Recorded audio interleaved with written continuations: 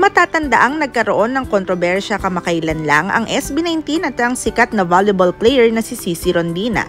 Ito ay nagsimula matapos sabihin ni Cici sa isang international event kung saan kasama niya ang SB19 na hindi niya umano kilala ang SB19 at nagbirong Starbucks lamang ang alam niyang ibig sabihin ng SB.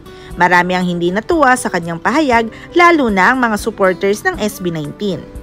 Agad-agara namang nagsorry si Cici sa SB19 at sa kanilang mga supporters sa social media.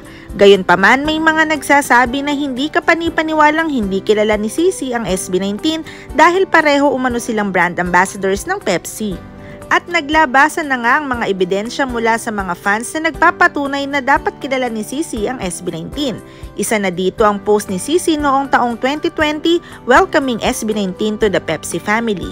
Bukod dito ay sinayaw pa nga ni Cici ang Pepsi Dance Challenge na choreographed mismo ng SB19. Sa kabila ng lahat, ipinagtanggol pa rin ng mga miyembro ng SB19 na sina Pablo at Stel si Cici Rondina. Iginiit nila na hindi nila ito-tolerate ang mga online bashers at bullying at pinayuhan ng kanilang fans na maging mas maunawain at mabait sa kapwa. Ayon kay Pablo, mahalaga ang respeto sa isa't isa. Sa isa namang exclusive interview ni Stel sa ABS-CBN News noon mismong launching niya ng bago niyang kanta ay sinabi niyang gustong-gusto niyang makipagkita kay Cici kahit sandali lamang para personal na humingi ng pasensya sa mga nangyari at sa mga negative comments na ibinato sa kanya ng kanilang supporters.